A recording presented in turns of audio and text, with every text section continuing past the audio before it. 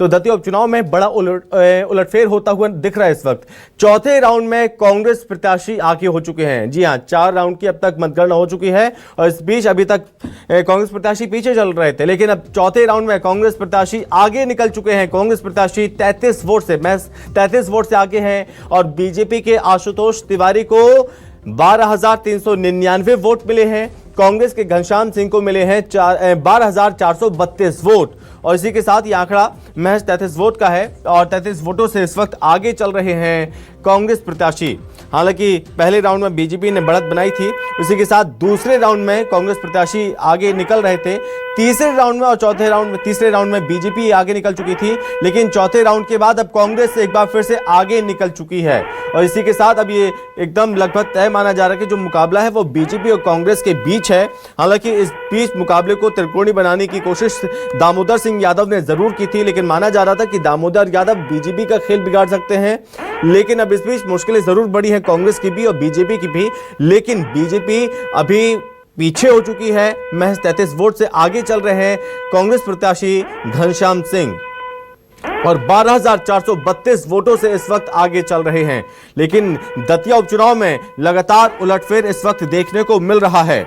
बता दें आपको कि बीजेपी के जो प्रत्याशी हैं आशुतोष तिवारी वो पीछे हो गए हैं और कांग्रेस प्रत्याशी हैं घनश्याम सिंह जो अब आगे हो चुके हैं। एक बार फिर क्या ये सिलसिला आगे यूं ही बना रहेगा या फिर उलटफेर इस पर भी देखने को मिलेगा? बड़ा दिलचस्प और ज्यादा मुकाबला ये होता जा रहा है क्योंकि ये बेहद टफ फाइट इसे माना जा रहा है।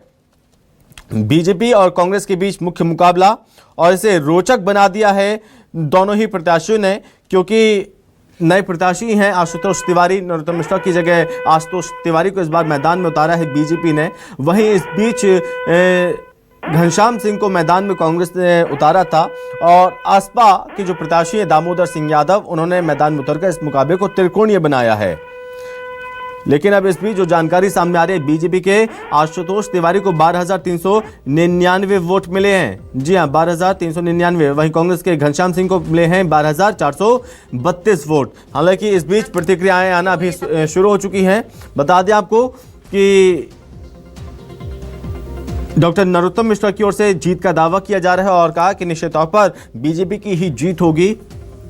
बीजेपी के आशुतोष तिवारी को 12,399 वोट मिले हैं। चौथे राउंड में कांग्रेस प्रत्याशी आगे हो चुके हैं।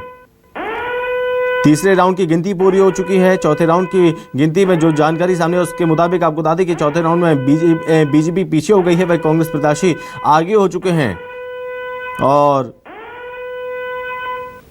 इस वक्त आगे चल रही है कांग्रेस पार्टी। क्या ये सिलसिला आगे यूं ही देखने को मिलता रहेगा? ये जो सियासी लड़ाई है बेहद दिलचस्प मानी जा रही है और सहयोगी हमारे साथ लगातार बने हुए हैं, पल पल की अपडेट भी पहुंचा रहे हैं। तो संजय पाटीदार हमारे साथ हमारे सहयोगी जोड़ रहे हैं। तो संजय, जैसे कि शुरुआत में देखा बीजेपी बढ़त बनाए हुए थी, लेकिन फिर बीच में कांग्रेस ने बढ़त बनाई, बीजेपी ने आगे बढ़त बनाई। अब लेकिन चौथे राउंड के बाद कांग्रेस आगे निकल चुकी है। मुकाबला बेहद दिलचस्प और बेहद कड़ा माना जा रहा है। देखिए संभव दतिया का दंगल किसका होगा मंगल, थोड़ा सा इंतजार करना होगा, जिसके बाद धीरे धीरे जो है परिणाम साफ होने लग जाएंगे। लेकिन शुरुआत में अगर हम देखें तो भारतीय जनता पार्टी लगातार जो दतिया उपचुनाव में आगे चल रही थी, उसके बाद ये सिलसिला थोड़ा कांग्रेस और बीजेपी के बीच आगे पीछे होने का लगातार सिलसिला चलता रहा। अब चौथे राउंड की अगर हम बात करें तो मामूली बढ़त जरूर कांग्रेस को मिली है। हालांकि बीजेपी से हमारे साथ सह मीडिया प्रभारी हैं विशाल पत्रा जी, हम उनसे बातचीत करेंगे। सर, कांग्रेस आगे चल रही चौथे राउंड में मामूली से 35। देखिए, ये मामूली सी बढ़त है। भारतीय जनता पार्टी ने प्रथम राउंड से अपनी बढ़त बनाई थी और पूर्व के चुनाव में हम जहां नहीं जीते थे वहां पर भी भारतीय जनता पार्टी को लीड मिल रही है। तो ये मामूली सी बढ़त का कोई वो नहीं। अगले राउंड में आप देखेंगे भारतीय जनता पार्टी फिर से बड़े बहुमत से लीड लेगी, बड़े बहुमत से आगे होगी। पवन दुबे जी प्रवक्ता है हमारे साथ। सर, ये कौन सा मंडल की जो पोलिंग खुल रही है? देखिए जैसा कि आपको विशाल जी ने बताया कि जो कांग्रेस के जो मंडल थे वहाँ से पहले कांग्रेस जीतती थी, जैसे सीतापुर मंडल हो गए ये, तो यहाँ से भारतीय जनता पार्टी ने बढ़त बनाई हुई है और आगे जैसे जैसे राउंड बढ़ते जाएंगे तो अन्य भी, जैसे ही हम अब दतिया शहर के अंदर हम घुसने वाले हैं, तो जैसे हम दतिया शहर में आएंगे तो और प्रचंड बहुमत के साथ हम हर राउंड के साथ हम आगे बढ़ते जाएंगे। हमने कांग्रेस की जो बूथ थे उन कांग्रेस के बूथ पे भी हमने पहली बार जीत दर्ज की है और भारतीय जनता पार्टी वहाँ से जीत के आगे बढ़ रही है और आने वाले समय में आप देखेंगे कि भारतीय जनता पार्टी प्रचंड बहुमत के साथ वहाँ पे आशुतोष तिवारी जी जीत के भारतीय जनता पार्टी के उम्मीदवार आएंगे। ये लगातार बीजेपी जो है जीत का दावा कर रही है। हालांकि शुरुआत से बीजेपी ये कह रही है कि नतीजे आने से कुछ देर पहले ही एक दिन पहले ही जो है कांग्रेस संगठन ने जरूर जो राजन भारती को निष्कासित किया था, तो कहीं ना कहीं हार का ठिकरा उनके ऊपर पहले ही फोड़ दिया, उनको बलि का बकरा तक बना दिया गया। इस तरह के बयान जरूर बीजेपी की तरफ से दिए गए थे। लेकिन देखिए बड़ा एक तरफा मुकाबला नहीं है दतिया उपचुनाव, क्योंकि जिस तरह से हम देखें कि जो मतदान इस बार प्रतिशत हुआ है 2018 के चुनाव के इर्द गिर्द हुआ है, उस समय हालांकि जरूर बीजेपी चुनाव जीती थी, लेकिन इस बार संजय आप बातचीत भी करेगा, मैं आपके पास आगे लौटूंगा। इस बीच हमारे साथ मेहमान जुड़ रहे हैं, वरिष्ठ पत्रकार हैं उज्जवल शुक्ला जी। उज्जवल जी बहुत स्वागत है सर आपका। नमस्कार जी उज्जवल जी, प्रत्याशी आगे पीछे हो रहे हैं, अब कांग्रेस प्रत्याशी आगे हो चुके हैं महज 33 वोटों से आगे, कैसे देखें इन चीजों को? अभी देखिए अभी जो है वो शुरुआती मतलब रुझान है और शुरुआत के कुछ राउंडों में आगे पीछे होते रहते हैं, पर मतलब 10 राउंड के बाद जो स्थिति होगी तभी स्पष्ट हो पाएगा कि कौन आगे चल रहा है। तभी कुछ कहा जा सकता है कि बीजेपी जीत रही है, कांग्रेस जीत रही है। अभी तो कुछ न कुछ आपको उलटफेर देखने को मिलते रहेंगे। हो सकता है अगले राउंड में बीजेपी फिर आगे हो जाए, हो सकता है उसके बाद फिर कांग्रेस आगे हो जाए। तो शुरुआत के 10 राउंड तक स्थिति स्पष्ट होना थोड़ा मुश्किल है। जब तक 2-3 हजार वोट की लीड किसी एक प्रत्याशी की न हो जाए तब तक कुछ भी कह पाना थोड़ा मुश्किल रहेगा।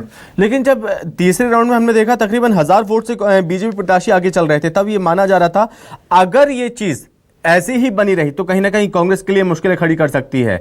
लेकिन जब चौथे राउंड में आए तो देखा कि यहाँ पर कांग्रेस ने मुश्किलें बढ़ा दी है बीजेपी के लिए। तो ये चिंता किसके लिए अभी बात है, कांग्रेस के लिए या बीजेपी के लिए?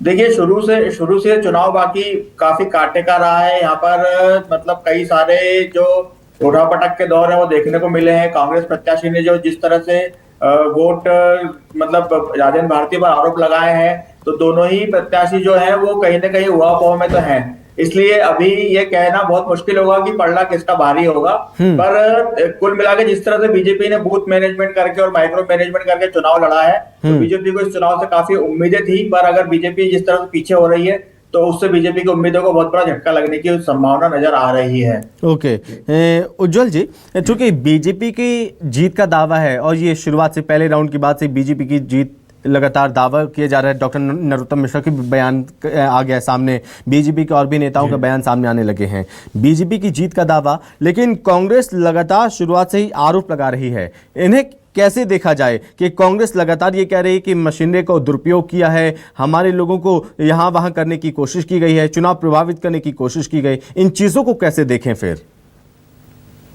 जी देखिए, जब जो भी दल विपक्ष में होता है और चुनाव लड़ता है तो इस तरह के आरोप लगना आम बात होती है। इस तरह के आरोप लगा ही जाते हैं। यह कोई एक नई बात नहीं है कि आरोप लगा रहे हैं।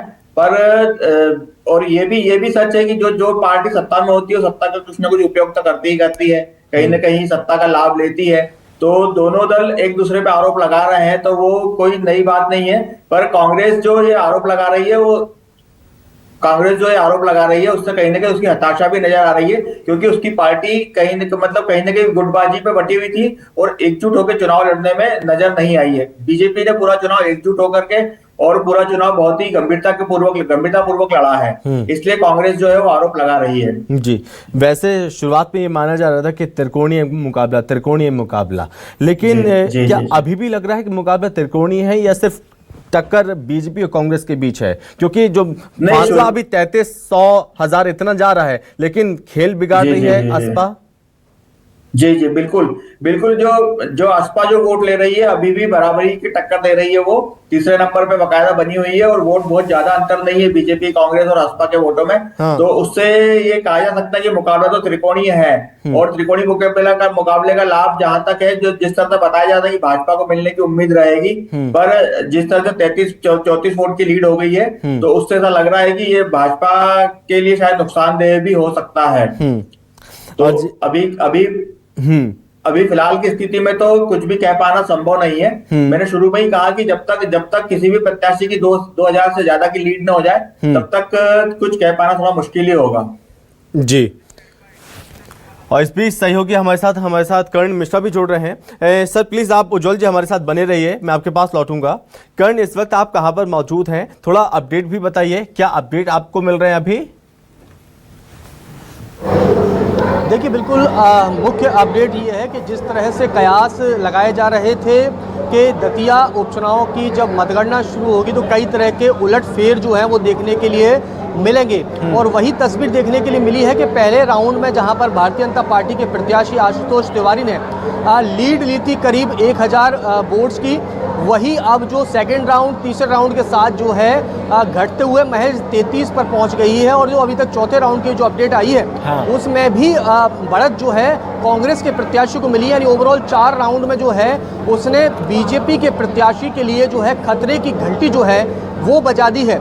हालांकि अभी जो है 11 राउंड होना अभी बाकी है, और 11 राउंड जब हो जाएंगे यानी ओवरऑल 15 राउंड के बाद जो है वो तस्वीर पूरी तरह से साफ हो सकेगी।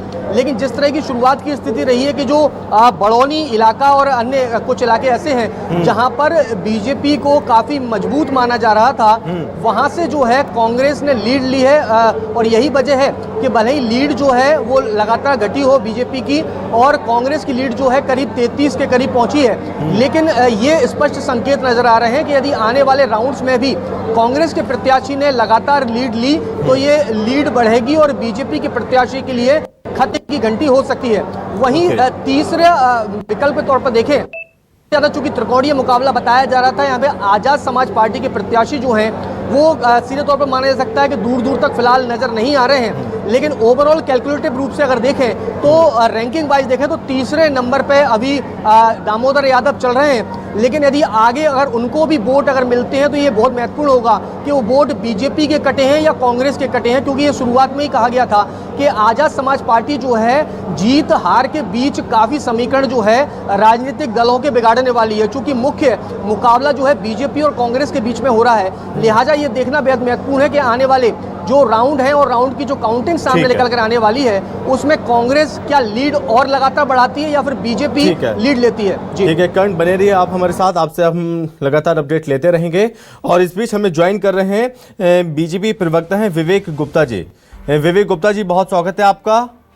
और खतरे की घंटी सर किसे माना जाए? अभी तक आप आगे चल रहे थे लेकिन अब चौथे राउंड में आप पीछे हो गए हैं, थोड़ा खतरा है, दुखद है आपके लिए अभी?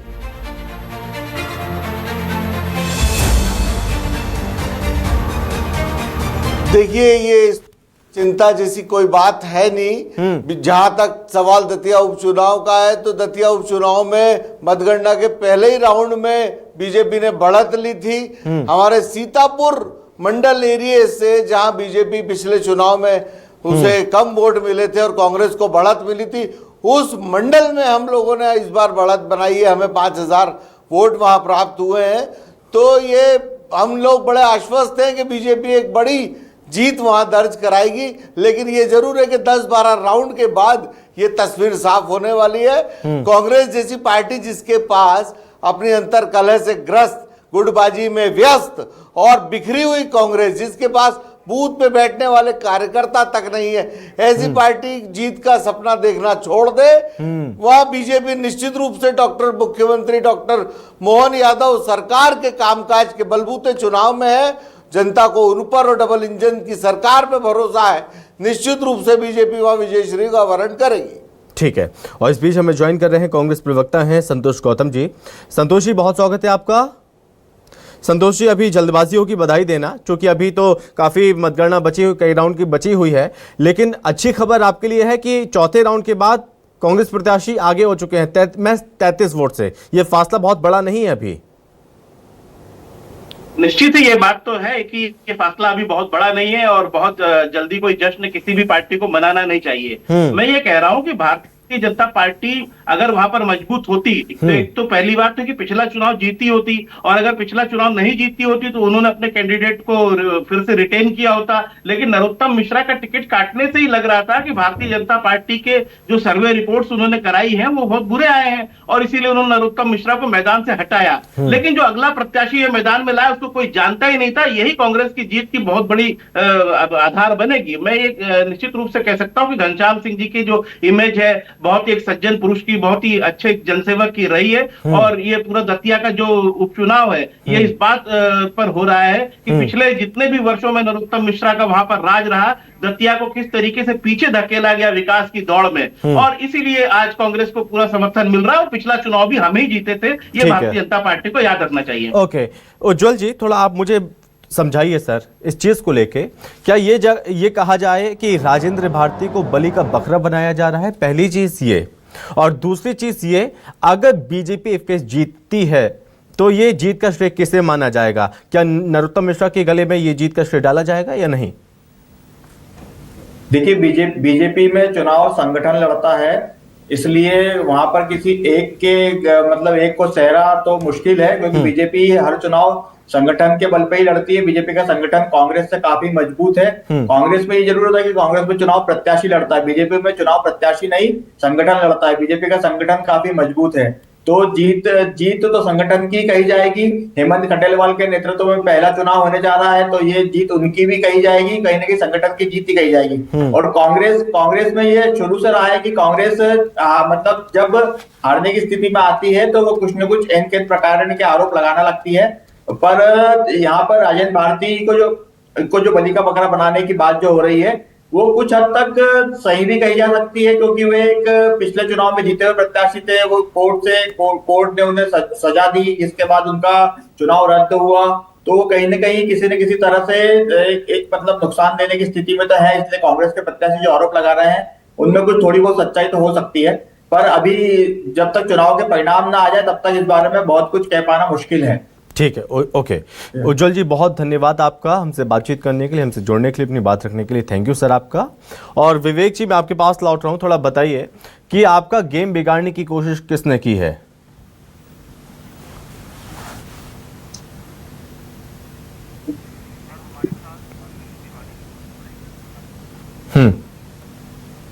जनता पार्टी अपनी रीति नीति और अनुशासन के बलबूते चुनाव लड़ता है। देश में मिले प्रत्येक जनादेश इस बात का प्रमाण है। मोदी जी की डबल इंजन और प्रदेश की मोहन यादव सरकार डबल इंजन की सरकार में जनता को भरोसा है। जनता ऐसे अपराधी को चुनकर वैसे ही छला वो अपने आप को पा रही है कि कांग्रेस के विधायक की निरस्त हुई इस बात को लेकर कि वो जनधन पे डाका डालने वाला एक अपराधी निकला। तो जनता ऐसी कोई भूल करने वाली नहीं है, और कांग्रेस तो सिर्फ इस नरोत्तम मिश्रा जी के फैक्टर या भावना, बीजेपी के कार्यकर्ताओं की क्षणिक भावनात्मक प्रतिक्रिया के बलबूते चुनाव में, बल्कि कांग्रेस तो इस बात की भी तैयारी कर चुकी है कि हार का ठीकरा किस पर फोड़ा जाए। जीतू पटवारी का एक अराजक बयान कि पुलिस प्रशासन समझ ले मैं ये कर दूंगा वो कर दूंगा, फिर राजेंद्र भारती के खिलाफ अनुशासनात्मक कार्रवाई, स्टार प्रचारकों का गायब होना, बिखरी हुई कांग्रेस एक तरफ, दिग्विजय सिंह कांग्रेस है एक तरफ, उमंग सिंगार कांग्रेस है एक तरफ, जीतू पटवारी कांग्रेस है। ऐसी पार्टी को अपनी साख बचाना, जो रचनात्मक विपक्ष का दर्जा भी खो चुकी है, ऐसी पार्टी को तो अपना साख बचाने की अपने आप में चुनौती है। क्या आपको पूरा भरोसा इस चुनाव में सभी नेता आपके एकमत रहे? क्या आपको पूरा भरोसा है कि आपके सभी नेता एकमत रहे हैं?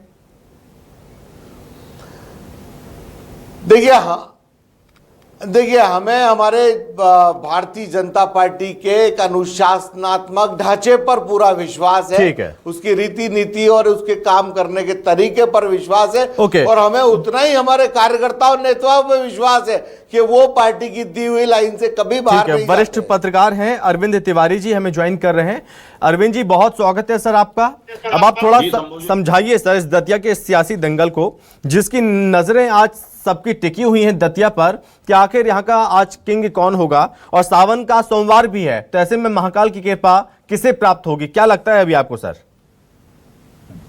जो पहले राउंड की काउंटिंग से फोर्थ राउंड तक की काउंटिंग का जो सिनेरियो हमारे सामने आ रहा है, वो ये तो क्लियर कर रहा है कि नेक टू नेक इलेक्शन है। अच्छा, ये नतीजों के दौर में हम नहीं, जब ये चुनाव अंतिम चरण में था तब भी जो राजनीतिक विश्लेषक वहां गए थे, जो पत्रकार साथी वहां थे, उनसे जब चर्चा हो रही थी तो लगातार उनका यही कहना था कि चुनाव बहुत मामूली अंतर वाला चुनाव है, नेक टू नेक फाइट है। और अब जो 4 चरण की मतगणना के बाद हम जो सीन देख रहे हैं उसमें यह बात लगभग स्पष्ट दिख रही है कि बहुत मतलब जिसको कहा जाए ना कांटा जोड़ मुकाबला है। अब देखिए, कांटा जोड़ मुकाबला है तो ये भी माना जाएगा कि अगर कांटा जोड़ मुकाबला है तो सत्ता और संगठन के साथ कांग्रेस ने जो लड़ाई लड़ी है वो लड़ाई मतलब पूरी बराबरी की लड़ाई लड़ी, ये भी नहीं कह सकते। अभी तक की जो मतगणना के नतीजे हमारे सामने आ रहे हैं, हाँ। उससे ये लग रहा है कि बिल्कुल कांग्रेस ने भी इस चुनाव को दमदारी से लड़ा है। भारतीय जनता पार्टी के पास मजबूत संगठन है, सरकार है।